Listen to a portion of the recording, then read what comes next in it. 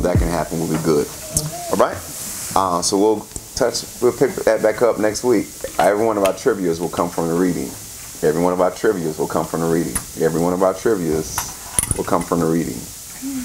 All right. So see what you got. I want to make sure that you all are growing and not just looking at me like, just tell us what you want us to learn, Reb. All right. Tonight's going to be a little heavy, so you need to pull out your notes because I'm going to have to explain some stuff, and some of you all are visual. So it's going to be we got to go a little deep tonight. All right. I'm sorry. It's Wednesday. So take a deep breath, pull out your notes, and get ready. All right. Let's start with, we're going to be dealing with Melchizedek or Melchizedek tonight. All right. We start that on Sunday. Go to Hebrews chapter 5. Hebrews 5.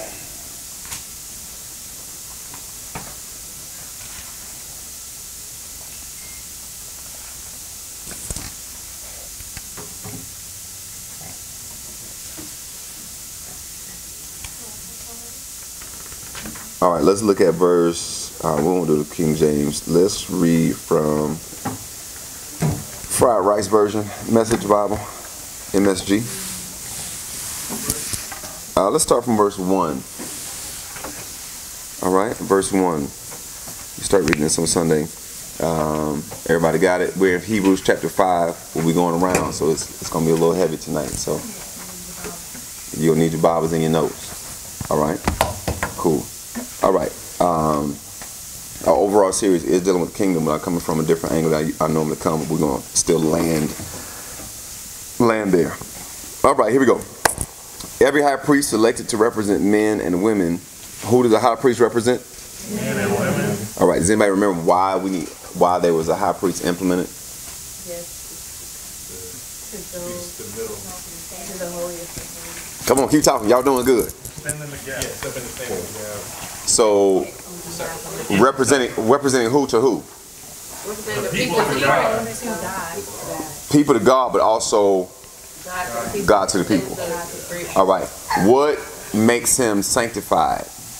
His garments. All right.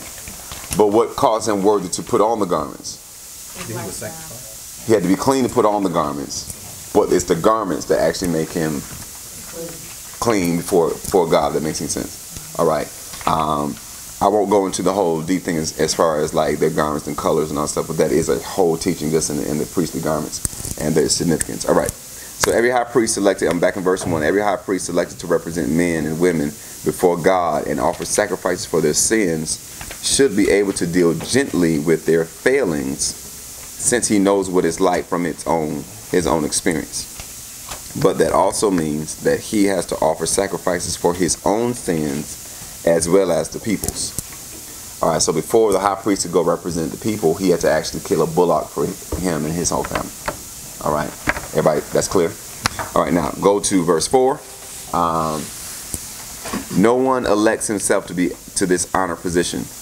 What family? That's the tribe. All right, so the tribe. What tribe do all the priests come from? But what family do the high priests come from? Aaron. Aaron is who to Moses? His brother. All right, everybody catch what I just said? The tribe for the priests, or the Kohen. So if you ever see somebody with the last name Cohen, that actually means priest. Is actually Hebrew. Cohen, the priests, come from Levi. But the high priests come from what family?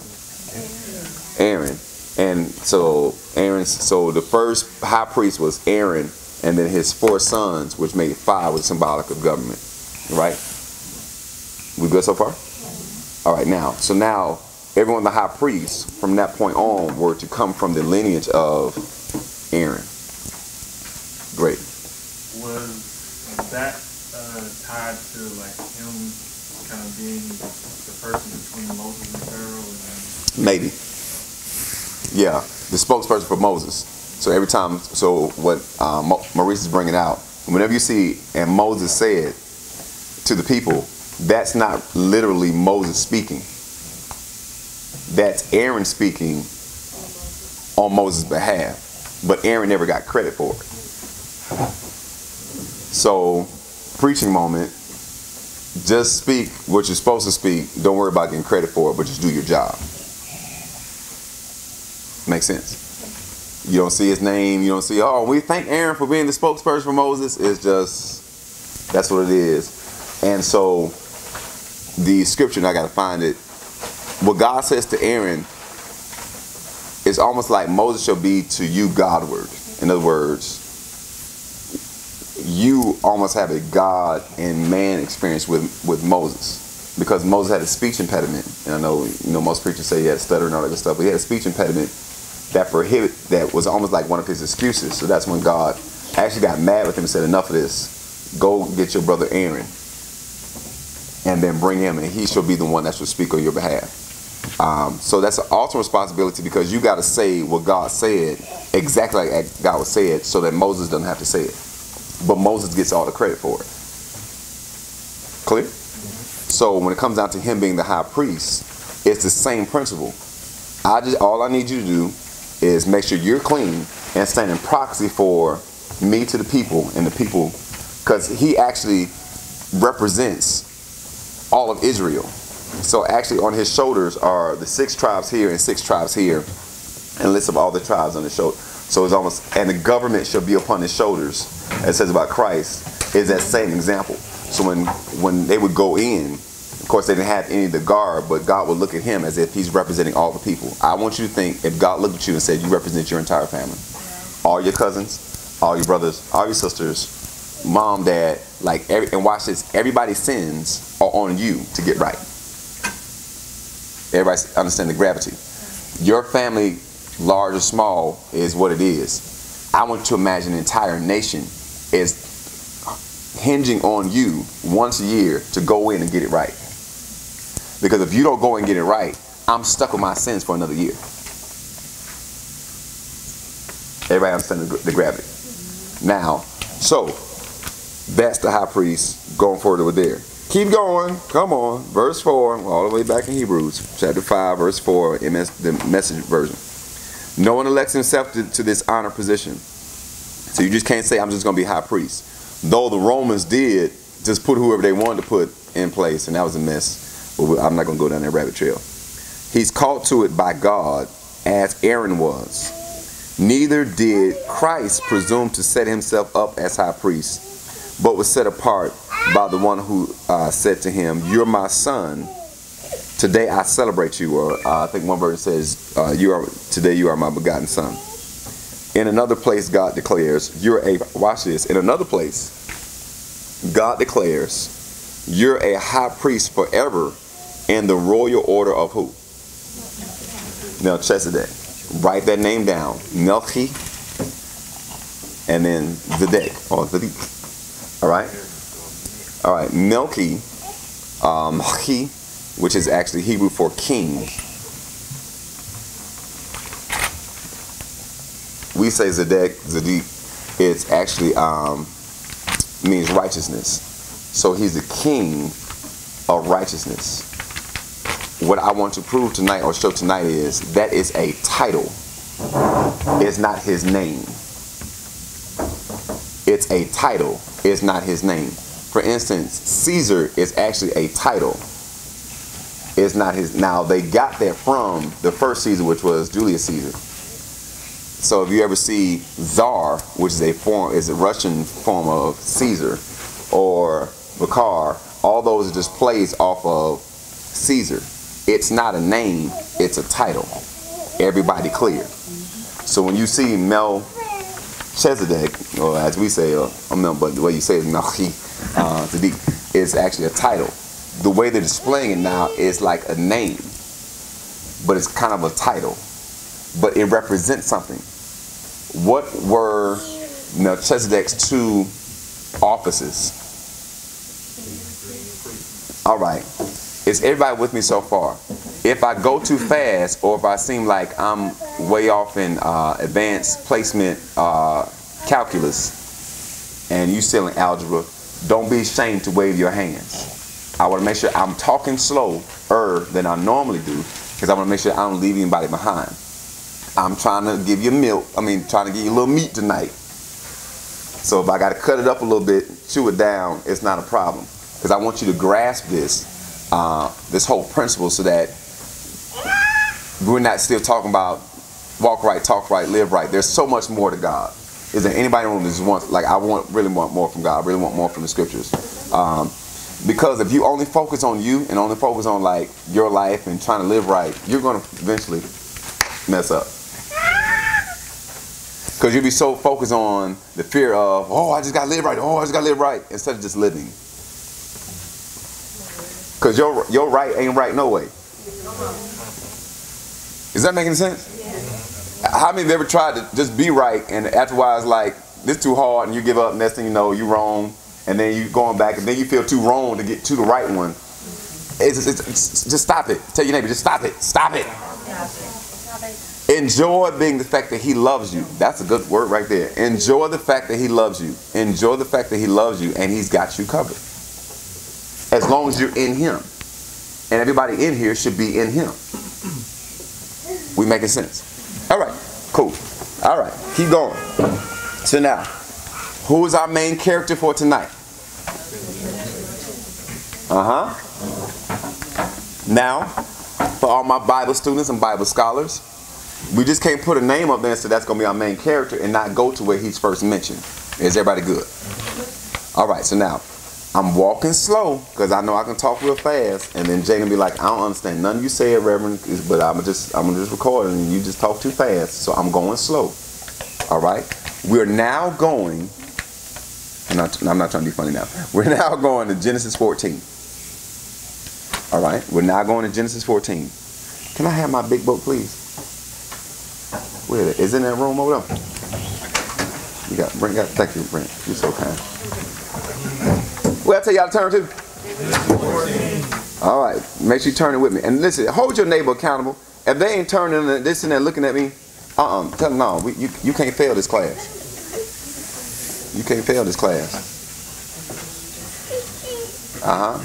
Make sure your neighbor's riding along. All right.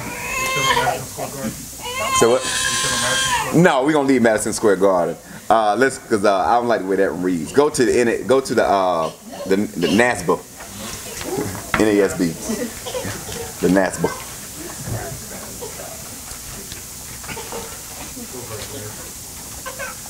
I'm going to start from 1. I'm going to try to explain this first, and then we can go into it. Thank you, Reverend. God bless you. Grab my book. All right. If you're taking notes, and I hope you are, because if you're trying to keep all this up in your head, you're gonna get lost. Because in a minute, it's gonna get real intricate. So I'm warning you now. I'm warning you now. Don't try to do the math in your head. Just write it down. I know some of y'all say, I'm smart, I can do it. Okay, I'm just trying to go slow. There are 4 kings. Write that down. 4 kings.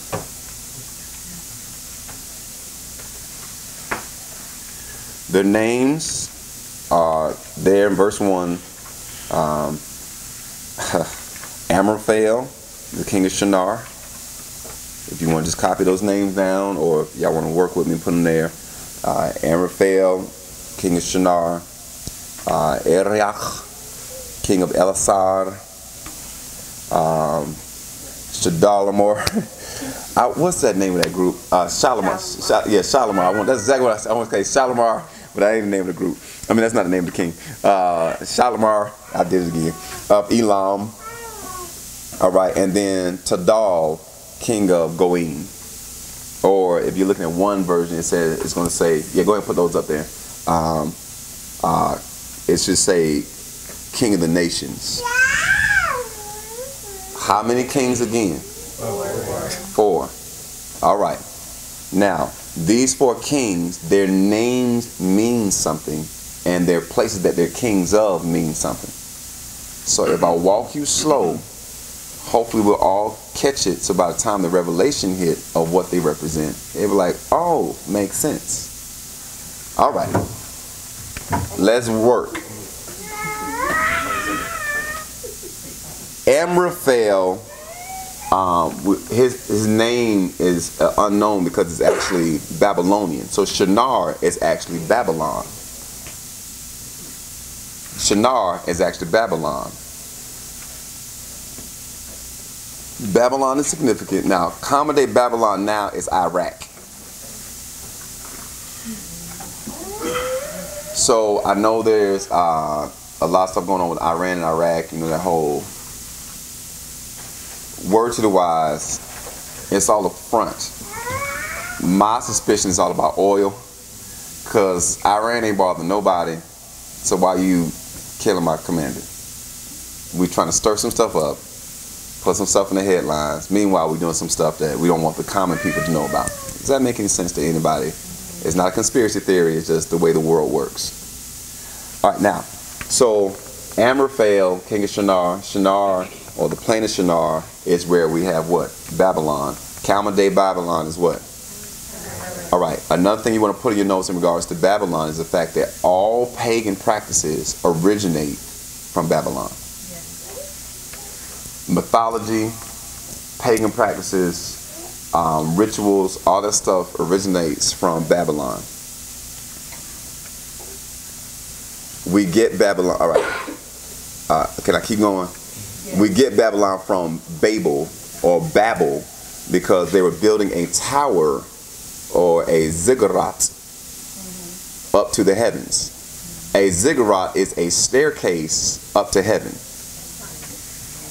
So what they were planning to do after the flood, this is antediluvian, after the flood, they start wanting to have a name for themselves, and the people start building something, and because they were on such one accord and united, nothing could stop them. So they were going to build this staircase all the way up to heaven, and it's thought that they were going to actually try to take over heaven. Foolish, because all you're going to do is run into space and then choke to death, but, you know, let them keep, you know. So God looks down and says, if I don't stop them, nothing can stop them. And that's when he calls them, the one way you can cause it to be the dispersion is I confuse your language. So now we were speaking the same thing, and now all of a sudden I don't understand anything you're saying. So I'm saying pass me a brick and you pass me a hammer. And now I'm mad with you, so I throw the hammer back at you. And I missed, and now because I missed, now you're trying to kill me because I threw a hammer at you. And I threw a hammer at you because I asked you for something and you didn't understand what I'm saying. I'm saying more than I'm saying. And still today, because we don't understand each other, we start throwing back at folk what they gave to us because we didn't want that. And instead of being united and building higher, now the building stops because we can't speak the same thing. Our agenda is not the same. And now we start babbling because now we don't have unity because we have such diversity in language. If you ever want to see any organization or anything living stop, find where people stop speaking the same thing. Oh, that's good. That's why we all need to be speaking the same thing. We love our church. We love our God. And we love what happens in life. And there are times where things kind of take a blow at your love, but hey, it's all good. We still in it together. All the couples that are in the room, you can go through hell as long as we saying the same thing. As long as we good, it is what it is. We'll just sit, listen, we ain't got no lights, we just sit down here in the dark together. You know, we ain't got no food, we just share a french fry together. It's all good. As long as we're together. What happens is when we start saying the same, we start speaking two different things. Now hell becomes intensified because not only do I not like where we are, I don't like you being where we are. Am I making sense for anybody? All right. So now, all that just from Babylon. Iraq, not Iran. All right. Eriach is another Babylonian term of Elisar, which actually Elisar is thought to be from Asia. So put Asia beside Elisar.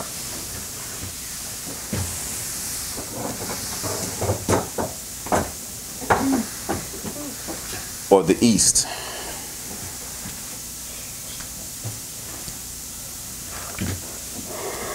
Shalimar, I mean, I can't say it. Condolamar. It's actually Persian. So you can actually put Persia beside his name. But his name actually is, the Elam is actually, no, put Persia beside, that's fine, just leave that, that's fine. We're just going to add another parentheses. Elam the name Elam means hidden. Hidden. Hidden. And he's also thought to be a distant son of Shem. Just put that in there, a distant son of Shem. So Elam means hidden, and is actually Persian. And the place is actually thought to be descendants of a distant son of Shem. Now, when you have places called Elam, or places called Enoch, or places called whatever, when they came off the boat, when they came off the ark, wherever they went, they would probably name that place where they settle after whoever the chief man is. So I would take my family, we'd find our little land, because everybody else dead, so it's just us. And we'd probably call it Woodlands.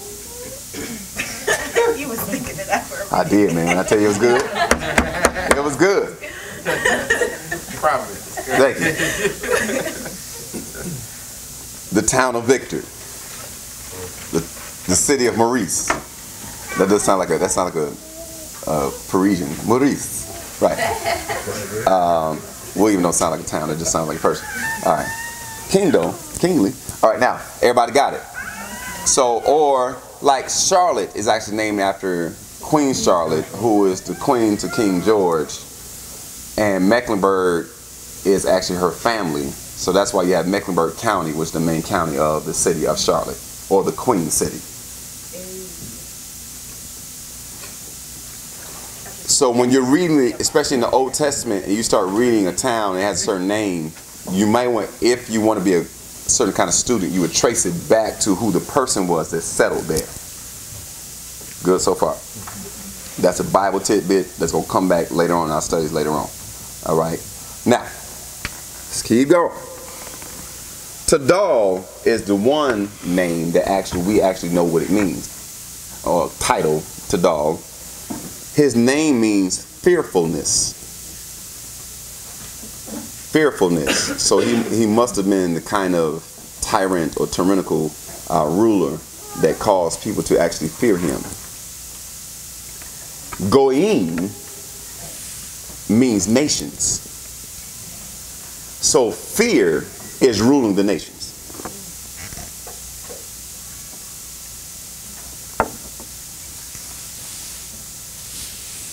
All right. Now, these four kings, Amraphel, Arioch, Kedorlaomer, Tadal, these four kings, put a number beside them. If I know you got the dash, just find some way to have this distinguish them. Or you know what you can do? Make their names like all caps or something like that so they stand out. These four kings, led by Kedorlaomer, are now getting ready to go ham and start taking over. This just start like wipe people out. All right? It's not a problem until they capture one of the 5 cities of Sodom and Gomorrah. So now, this is my first one slide. Go to a clean slide. Let's go through the 5 cities of Sodom and Gomorrah.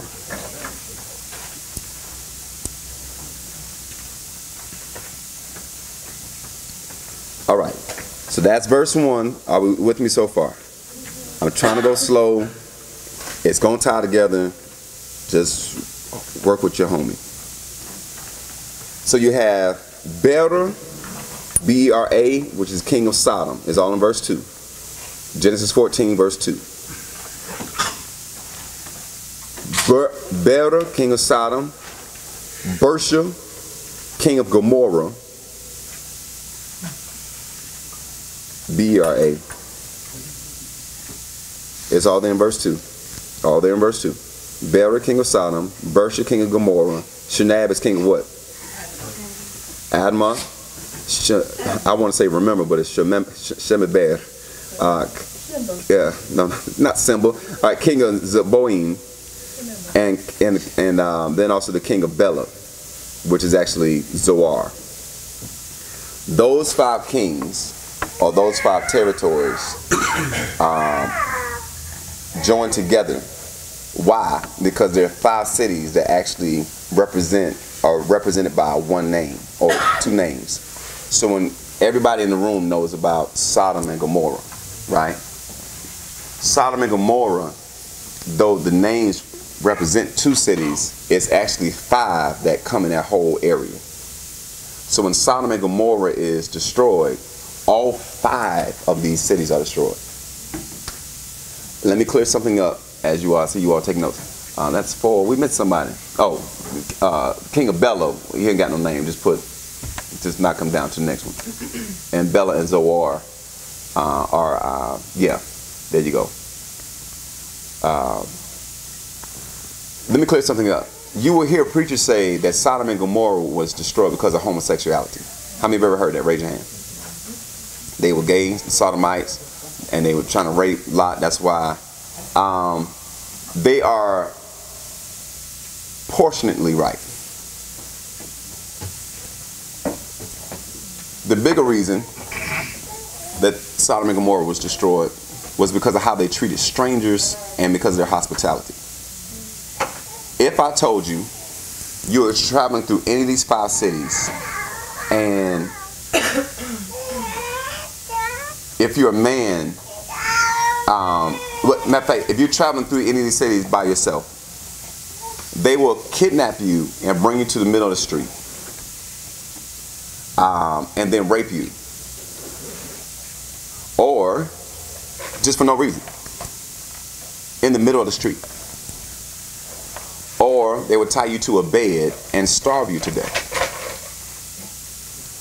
Or they would give you money to buy food, but tell everybody don't sell you any food. And anybody that sold you food would be killed.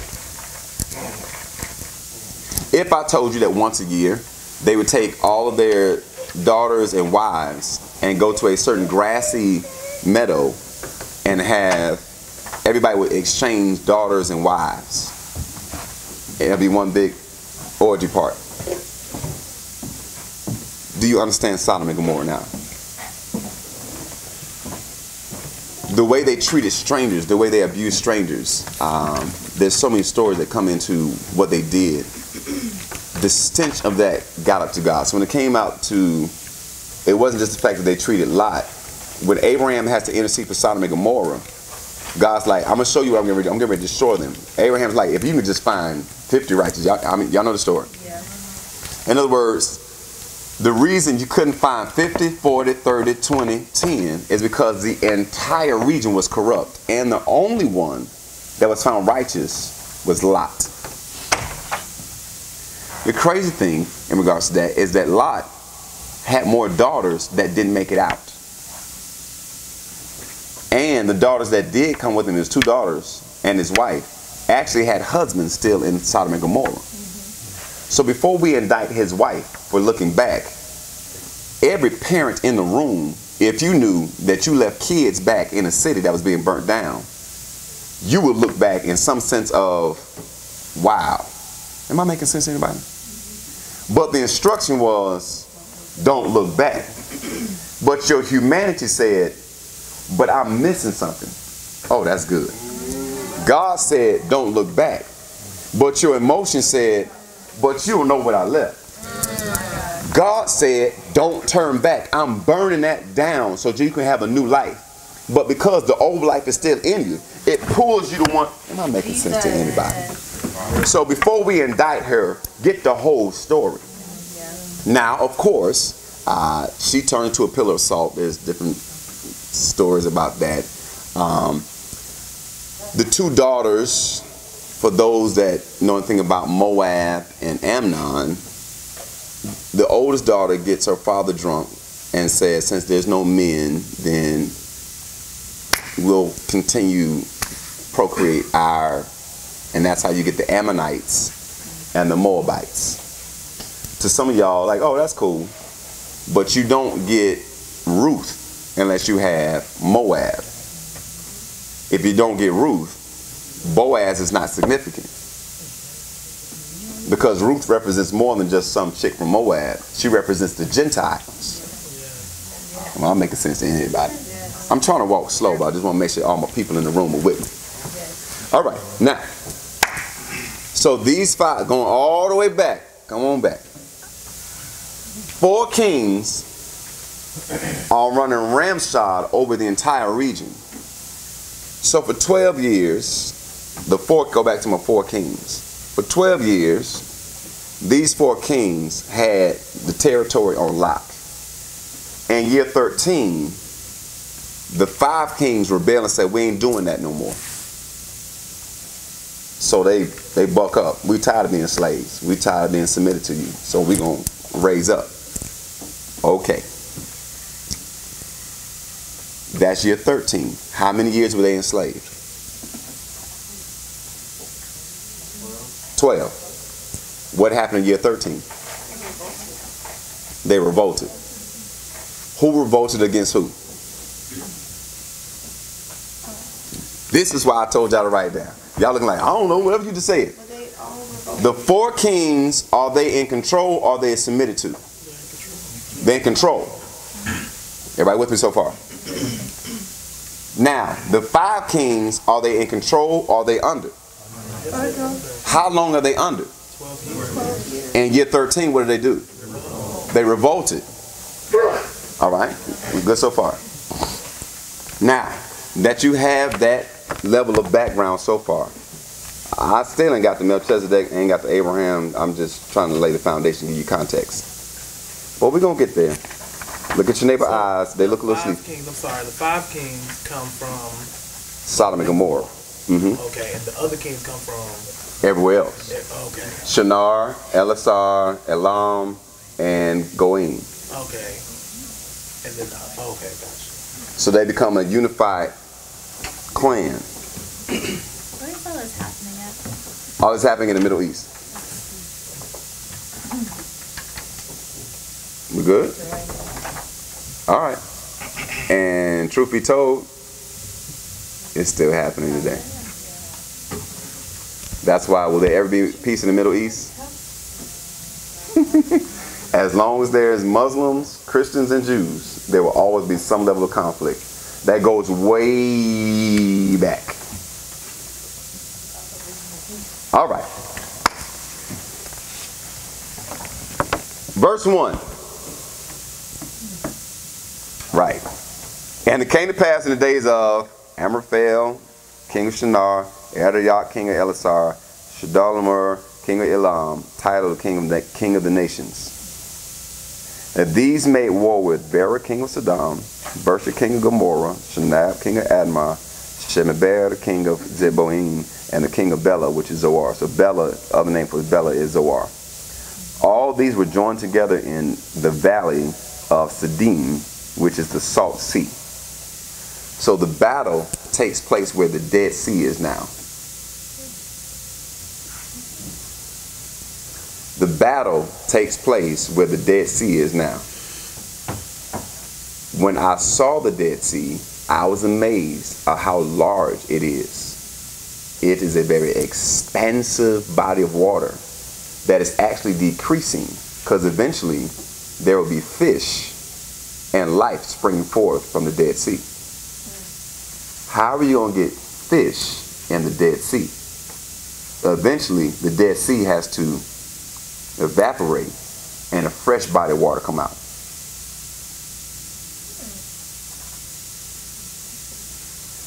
But the Dead Sea is so acidic because it has so much salt value in it. Nothing can live in it. And it has a buoyancy that you can't drown because he's going to float back up to the top. Literally. Literally. So that's a little geographic history. So they're battling where eventually there's going to be a Dead Sea, which pretty much means whatever happened in this battle is now gone. Thank God for the battles that we faced that are now gone. 12 years, verse 4. Here he goes. 12 years they served Kedorlaomer, and in the 13th year they did what? Now you understand.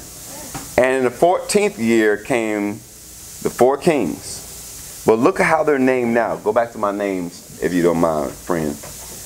In the 14th year came Kedorlaomer the king and the kings that were with him. Watch this. They smote the Rephaims and Ashtoreth, Karnaim. This is a whole nother set. All right. So these 4 kings are now getting to battle a whole nother set of people. Everybody with me so far? Now, I'm getting ready to tell you who they are. So give me a clean sheet. For everybody that hates history, I'm sorry, but I got to give you context so you don't just approach the text. We've grown up a little bit, so we good. The first is the Rephaims. R-E-P-H-A-I-M. If you see I-M at the end of any letter, at the end of any word in the Bible, it pretty much means it's the plural of something. Say it again. Say it. I-M. So if you see like the seraphim, that ends in I-M. That means it's plural of the seraphs. The cherubim or cherubim is plural. It's not cherubims, because that means you're putting plural on plural. It's just the cherubim, which means it's the plural. It's the cherubs, which are guardian angels, and plural.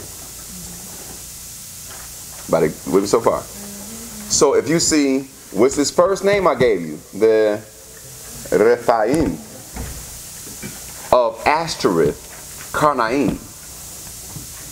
Rephaim means the dead ones.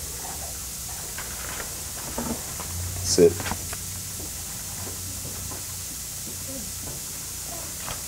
The Rephaim means the what? The dead ones of who? The Nephilim. So pretty much, if you don't know what the Nephilim are, they're the giants that will birth when the sons of God intermingle with the daughters of men. They were wiped out in the flood, but their spirits have now still lingered and now have impregnated and started the process all over again.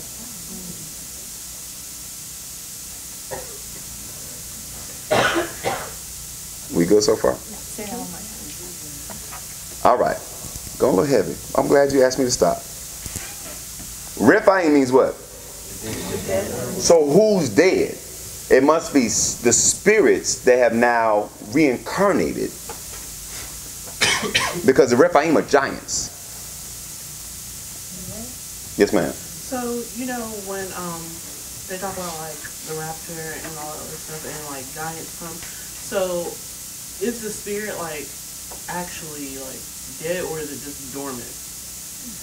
Let me work so I can make sure I clear you up. The Rephaim are real individuals. Giants. The reason they call them the dead ones, because it's almost like the spirits of those that were wiped out in the flood have now come back.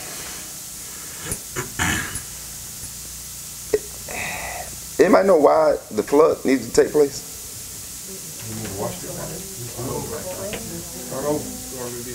Y'all sound so whitewashed.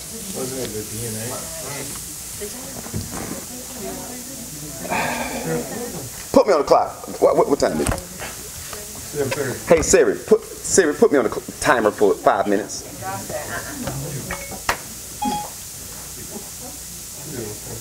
Okay, 5 minutes counting.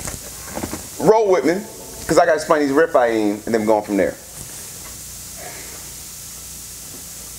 Adam and Eve, all the animals like each other, everybody's good, right?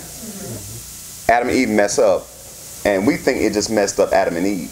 It messed up everything. So now, animals become carnivorous.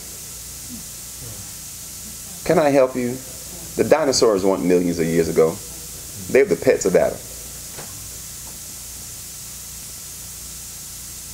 Glad I got your attention. So by the time Noah's time comes, it says, and all creation was corrupted, because they were mixing things. And God don't like mixing. So you have the sons of God mixing with the daughters of men, and now you have giants being birthed, which is where you get the first principles of mythology, demigods. They're probably mixing animals, which is probably how you got some of the more ravenous or crazy looking dinosaurs that you see, like T-Rexes and stuff like that. So God said that's why all creation, anything living and breathing, the water has to get so high so that not even the birds or the raptors can survive. So that means that water must be pretty high. Am I making sense to anybody? I'll do the flood teaching a whole nother time. That means all the giants, all the dinosaurs, all that stuff, nobody survives. And even after the flood, there's stuff happening. I'll do the whole flood teaching later on. So, they say some asteroid hit the earth and everything. No, the foundations of the earth burst forth. So you got hot water coming up and all kind of smoke and volcanic stuff thrown in the air. You got mudslides. And the reason we have in North America dinosaur bones that are the same ones that are from Asia is because it was all Pangea. And when everything split, they're running, trying to escape. But they couldn't run fast enough to escape what was happening on the earth. Pangea is when all the earth was one big landmass. Y'all remember. So if you look at the earth and you're like, don't Africa fit with South America and don't that? It was all one big landmass. Now, when all that's wiped out, the only 8 people that lived was Noah, his wife, his 3 sons. That's bad. His 3 sons and their wives. 6 plus 2 is 8. So the entire earth was repopulated by 6 people because Noah and his wife didn't have any more kids. You do the math. You'll figure it out after a while. Somebody's a little close. But we have to watch this. The first commandment to men is to be fruitful and multiply. So it's pretty much Adam and Eve all over again. How else would Cain have a wife? That's just for my Bible students. Now, when the giants were wiped away, we start with a new couple that has sons. And Noah found grace in the sight of the Lord. Everything else was corrupt, but Noah found grace because his seed wasn't corrupted by mixing. The problem with this society is we've mixed so many different ideas and concepts. We don't know what purity and what truth is because we've mixed it with stuff. So not water is not water. It's water with a little flavor. It's water with a little extra this. It's what? No, water is just H2O. But I don't want H2O, so I'm going to mix it with whatever I want to mix it. Technically, if we were Jewish, half the clothes we have on we couldn't wear. Because you have poly and ester. Wool and blend. Cotton and linen. Y'all know what I'm talking about. Yeah, right. That means all grandmama's stockings she couldn't even wear. Because God doesn't like mixing. Because pretty much mixing says what I made wasn't good enough. Alright? So now, time's up. That's where we get the Nephilim or the giants. So these Rephaim, where in the sand hill did they come from? Well, you can trace them back to the seed or the line of Ham. Because everybody know Ham is the one that says uncovered his father's nakedness. Which I'm not going to go into what that really means for some of you all because it might throw you off a little bit. But leave your mother, stepmother alone. Or leave your father alone. And it says, and Noah woke up and knew what his son had done. Why am I bleeding? I'm moving on. So now, so from that corrupted seed line, is where now you will give room for this spirit to now re-enter to earth.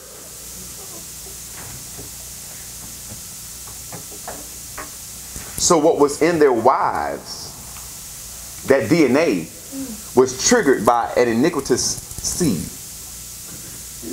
And now you have the Rephaim and the Amorites and the Canaanites and the Amalekites and all these other ites. All the ites that were in Canaan are giants. I'm going to say it again. All the ites that are in Canaan that the children of Israel had to put out are giants. Why else would they look at them and say, we will look like grasshoppers in our own eyes?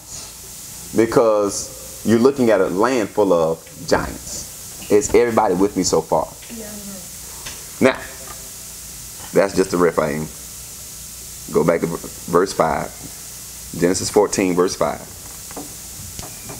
It's heavy tonight, but we're going to be all right. Ashtoreth is actually a pagan god, fertility god. So this whole town is full of giants who have an obsession with fertility. And you have an obsession with fertility, that means it's a whole bunch of go. Excuse me. Thank you. And the Zuzim and Ham and Emim. Why they say in Ham? Because these are all the descendants of Ham. So that whole line is jacked up. And the Shavah Kiriathaim. Go to the next verse. So now, the 4 kings, they must be some bad dudes for them to be able to not kill giants, unless they are giants themselves. I'm trying to walk slow. Then they turned back and came to En Mishpat, which is Kadesh, and conquered all the country of the who? Amalekites, and also the Amorites, who lived in Hazazon Tamar. In other words, anything in our way, we're annihilating and taking over. Everybody with me so far? So this must be a bad army. Yes, ma'am. So when the 5 kings revolted, who won? I guess them, the 4 kings won?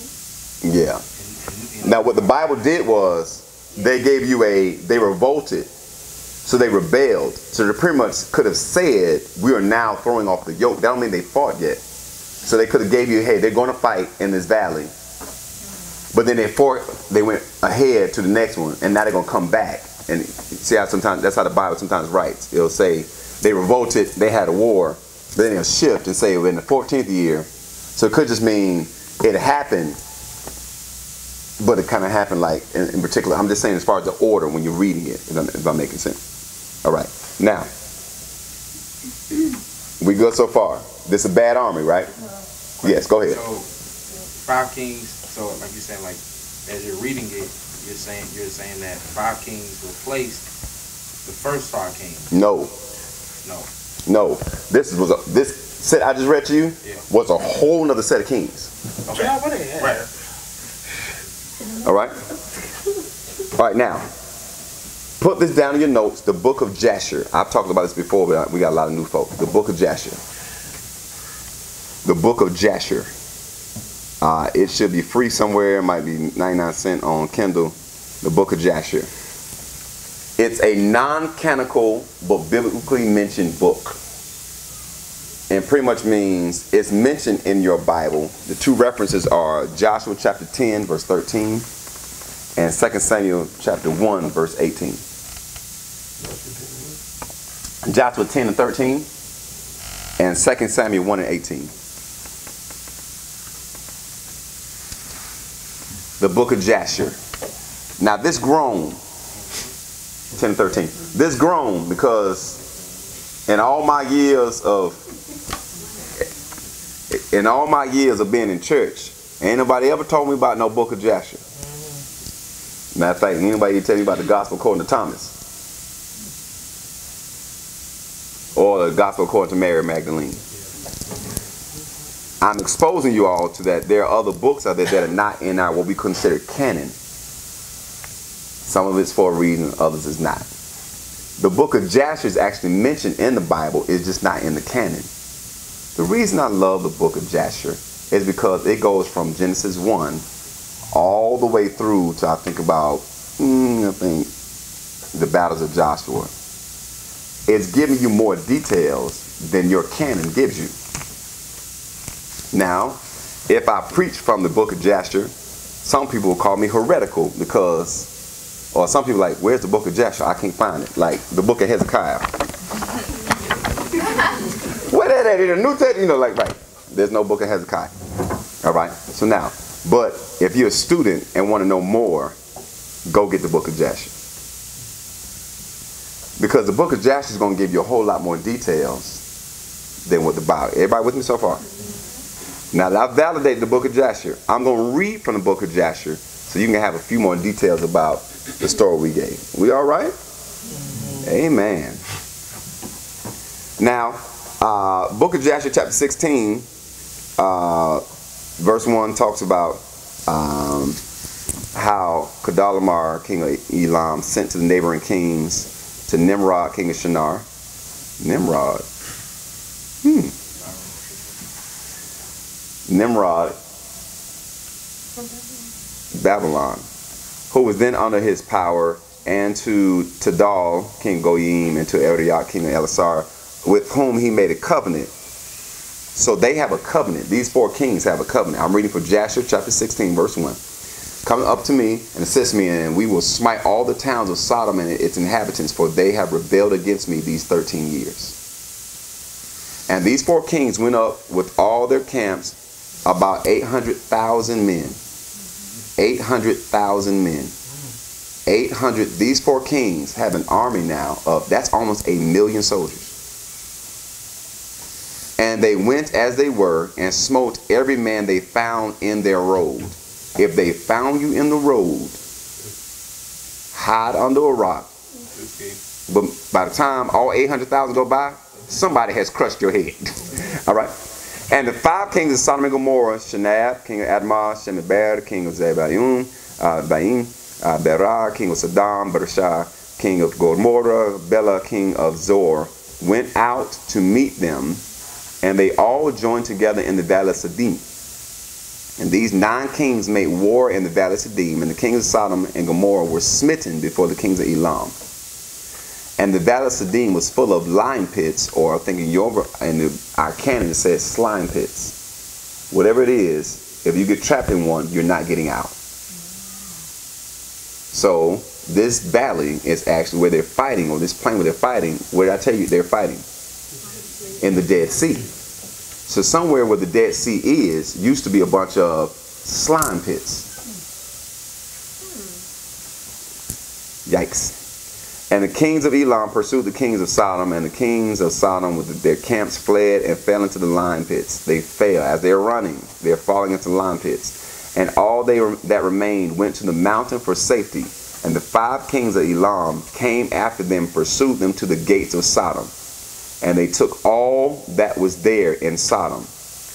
And they plundered all the cities of Sodom. How many cities of Sodom and Gomorrah? 5. Y'all learn good. They also took Lot, Abram's, this says brother's son. So Lot is the nephew to Abram. And his property. And they seized all the goods of the cities of Sodom. And they went away. If they seize your property, they've taken anything of value, destroyed anything that's not worth anything. They may have raped your women, and they probably killed some of the men. And if you stay alive, you're now enslaved to them. Am I making sense to everybody? Now, let me take a little sidebar. Oh, this is it right here. Y'all be working. Well, I tell y'all do good. All right, make me smile. Let me talk about Lot. Who is Lot to Abram? His nephew. The reason that Lot is still under the care of Abram, or Abram's looking out for him, is because when Lot's father died early, Haran, Abram took Lot under his wing and reared him. So pretty much, Abram is a father figure to Lot. Everybody good so far? So, the reason Lot wound up in Sodom in the first place is because Lot was rich and had a whole bunch of stuff, and Abraham was rich and had a whole bunch of stuff, and they were too big to be in the same place. So Abraham was so good, he said, pick anywhere you want to go, and I'll go the opposite way. You got to be real good to get somebody first choice of any place they want to live, and you live the other place. It's not faith. Abraham is balling. I'm going to take a sip on that. Wherever you want to live, take all your crew and go there. I'm so hood, I can make good anywhere. Y'all don't understand that. Y'all don't understand what I'm saying. Pick anywhere you want to live. I'm going to make a plantation palace like... Lot sees a plush area where the grounds are well watered. In other words, everything was very lush. That was Sodom and Gomorrah. And that's how he wound up in Sodom and Gomorrah. Abram goes to, write this in your notes, it says the oak of Mamre. The oak of Mamre, or the place where Mamre is. I told you, if there's a name of a place, it's probably named after what? A person.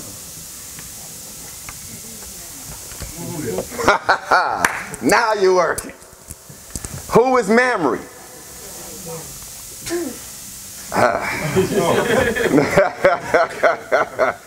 All right. We studying tonight. Everybody good so far? Write these names down. Mamre, M-A-M-R-E. Mamre. Eshcol. E-S-H-C-O-L. Eshcol. And Aner. Mamre, Eshcol, and Aner. A-N-E-R. These three are brothers. Now put above them Amorites. And if they're Amorites, that means they're what?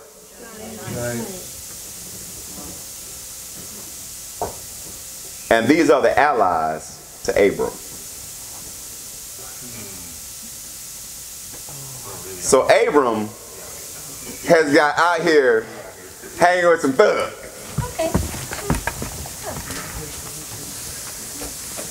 Now he lives by the oak. There's a great big oak tree, the oak of Mamre. So he's not in his own land. He's on the land of Mamre. Chilling. Here is the issue. If we go back to chapter 14, now the 5 kings of Sodom and Gomorrah, they got what? Wiped out. And now they're hiding in the mountains. Word gets back to Abram, they took Lot. Abram didn't have a problem with nobody else getting taken. But you just don't touch. I have a very specific set of skills. And I will find you. And I will kill you. Taking 1, taking 2, take them all back. All right. All right. I love get back movies. All right, now here's the problem. Here's a little bit of detail in the text. Go back to chapter 14, please. Go back to chapter 4, Genesis 14. I still got Melchizedek. And I'm running out of time. At least y'all learning something.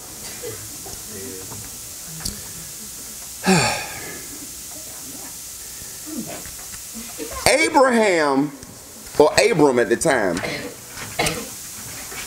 look at verse 14. And when Abram heard that his brother or his nephew was taken captive, everybody read this with me. He led out his...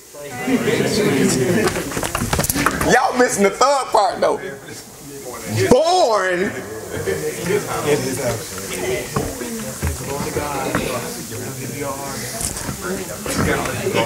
Abram is old, but you got 318 trained killers born in your house. Where are y'all living? In the Oak of Mamre. Before y'all think everybody's in the same house, Abram is practically a king. Because he has all these people under his auspices. So it's like a plantation. Everybody born to whatever servants, as long as you're born under my rule or under my reign, you belong to me. So every person born again, if you're born under his reign, how many soldiers did I tell y'all that the 4 kings had? And Abram heard that his relative was taken and led his trained men 318. Let's do the numbers. Just do this just to entertain me. Put 800,000 versus 318 plus 3. Because who are the 3? Mamre, Eshcol, and Aner. 800,000 versus 318 plus 3.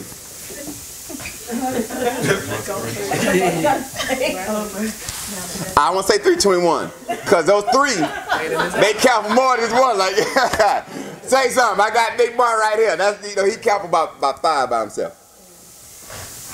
All right. That's all right. Blow that up a little bit. That ain't fair. Where God at? But watch this. He's in the number. I want you to understand the fearlessness.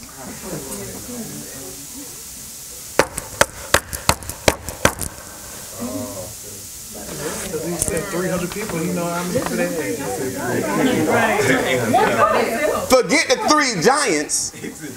You going to battle with 318, knowing it's 800. You got close to 1 million. Big boys. But they ain't TTG. They ain't trained to go. Here we go. Verse 15. First, they pursued them unto Dan. Dan is the northern part of Israel. In other words, we're going to find y'all wherever y'all are. All because of one guy. If you had not have touched Lot,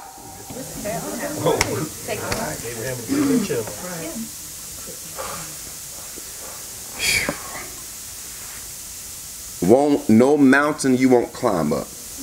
No shadow you won't light up. Coming after me. No wall you won't tear down. Coming after me. Oh, the overwhelming. I forgot the rest of the word. Reckless love of God. Oh. I want you, if y'all missed this, you missed the whole principle of what I've been trying to get to. There was no cost. Though Lot put himself in that predicament. Though Lot chose where he wanted to go. I want to run. Though Lot put himself in a situation that he probably didn't belong in because he got too big for his britches. Somehow the enemy from the 4 corners of the world came and took out the whole region. But word got back to his savior. I mean, got back to his uncle. That said, you have touched somebody that I got purpose in. Somebody that I got favor on. Somebody that I got investment in. Somebody that I don't care what they've done, what they in, where they are. It don't matter. They got my name on them. Wherever they are, I'm going to get my crew. And if I got to get just a portion of the host of angels, we're going to come find them and find you and get you for touching them in the first place. If Lot had it, imagine Lot feeling like, oh me, oh my. Nobody knows the trouble I've seen. Oh me, oh my. I've messed up now. Oh me, oh my. What kind of predicament I'm in. I come to tell you that help is on the way. And no matter what circumstance you find yourself in, you got to remind yourself that some of the word's going to get back to my Father. And my Father's going to come looking for me. Am I making sense to anybody? So we look at the armies as if it's the satanic kingdom that has now stepped into our human era, because we got ourselves there. But now our heavenly Father has now said, I got to send help and come get you. And there's no number. One can chase 1,000 and two can put 10,000 to flight. So add your numbers up. But if God be for us, well, I feel like throwing my water. If God be for us, who? What? Tell me what giant can stand. And so when Abram goes to get him, it's symbolic of Christ coming to get us and saving us and then giving us all of our stuff. I wish I had somebody. Giving us all of our, it's not making sense to anybody in here. We trip because we got captured, but we don't realize that our Father says, I can't leave you captured because I got a plan for you. I know the thoughts that I think towards you. Thoughts of good and not of evil, to bring you into an expected end. This ain't your end. Being trapped and being captured by 4 wicked kings is not your end. So I don't care what spirit got you. It's not your end. Ain't that good? Clap your hands. That's good news. Woo! Verse 15, and I got to wrap up because y'all going to say I've been too long. And he divided himself against them. You took 318 and split it.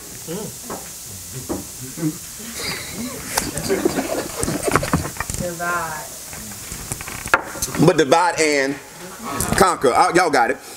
And watch this. Divide himself against them, he and his servants. In other words, Abram is fighting also.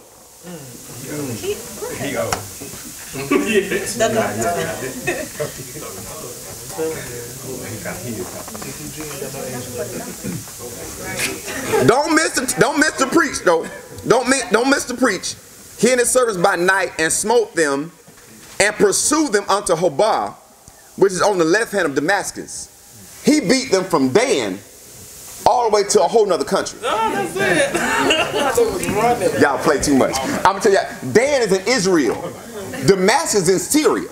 That's a big end. He kicked their natural behind all the way to a whole nother country. So in other words, just when you say stop, stop. Stop, okay. I love it. And watch this. Not only did he kick their tail, all 800,000. And he brought back took the Jordans back, to the to the new Kyries back, to the gold chains back. Matter of fact, give me that Gucci, give me all my stuff back. And matter of fact, now watch this. Let's not underestimate this. Not only did they ransack the 5 nations, there's others. Remember the Rephaim and all. Oh, they rich. All they stuff also. He brought back all the goods. In other words, anything that was in their possession, he took it back. I want to kick this table over. Y'all miss what I just told you. Anything that's in their possession, he took it back. I don't know what is in the possession of your enemy, but if Abram come looking, woo! Kurt just hit one note for me. All right, and brought back all the goods, and also brought again his brother Lot, was the whole purpose of why he came. And his goods, and the women also, and the people. 318 plus 3 plus Abram. Bring back all of these countries' stuff. And now they have all this in their possession. Their women, their stuff, their kids, their goods, their property. Can you see the train coming back? Can you see the procession coming back? Now, Abram is on the southern end of Israel. So now he's got a long procession to get back home. Now, we find ourselves where I really want to land. So I'm going to leave you with a cliffhanger. Verse 17. The king of Sodom come out the mountain. Is it safe?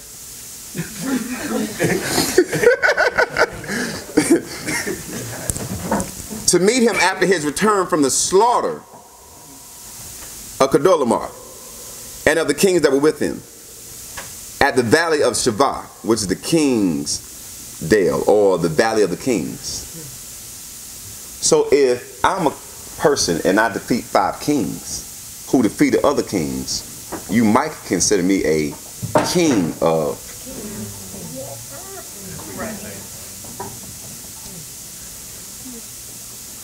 You can't be a king of kings unless you've conquered. Oh, that's good, Reverend. All right, now, keep going. Everybody good so far? Take a deep breath. I got to get to verse 18.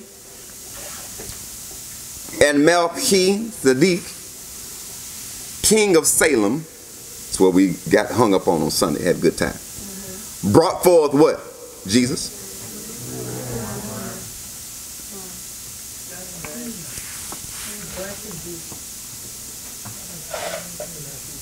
This is my body,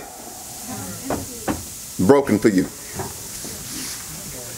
This is my blood. So, the King of Righteousness, the King of Peace, brought forth Jesus. I like how that reads. Do it one more time. The King of Righteousness, the King of Peace, everlasting Father, mighty God, Counselor, Wonderful, brought forth Jesus. So the Lord brings forth Jesus. And he was the priest of the Most High God. He's a king, but he's also a priest. And he blessed him and said, blessed be who? Abram of the who? Possessor of what? The earth is the Lord's and the... Come on, y'all know the book. And blessed be the Most High God, which hath done what? Delivered that. So I'm giving you credit.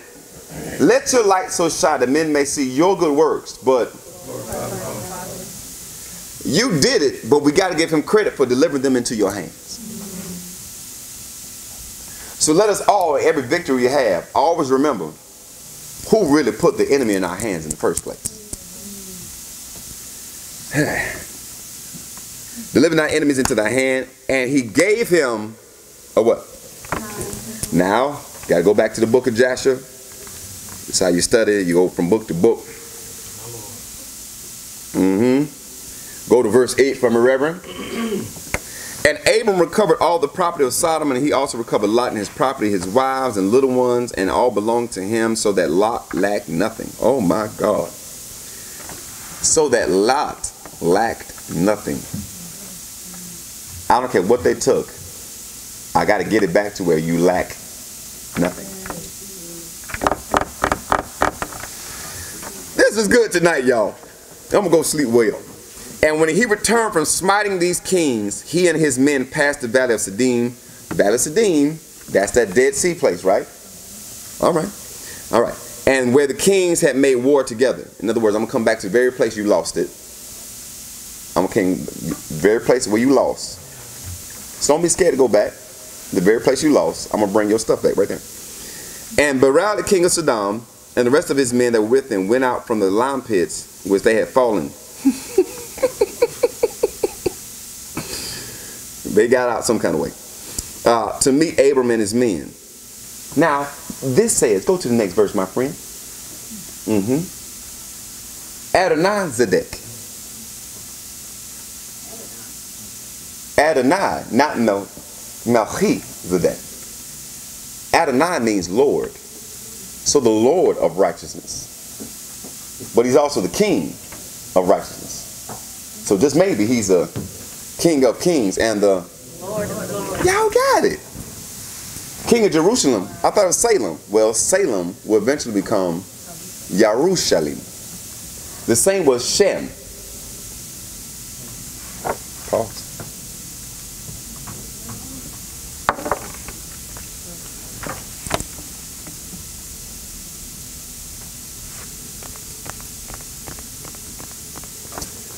So Melchizedek actually has a name. And his name is Shem. And 3 sons of Noah are Ham, Shem, and Japheth. They overlapped because Shem doesn't die till he's 600. His first son was born. He gets off the boat at age 98.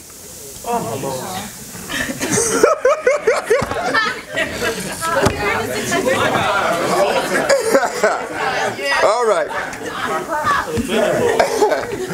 I gotta leave this alone. Y'all, it's too much. It's too much tonight. It's too much tonight. It's 8:08.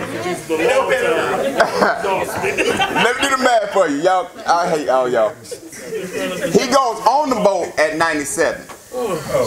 He's on the boat for a year, so gets off the boat at age 98. Has his first son at age 100, or Faxa. He lives 500 more years. Now the problem with y'all is everybody says, "Ooh, that's too long." You're missing the point, because after the flood, there was still residue of that atmosphere. So people lived longer because they had the same nostrils that you have, but the air was purer. So they were faster, bigger, stronger, and better than you ever will be. My God. That's why you can have dinosaurs that have the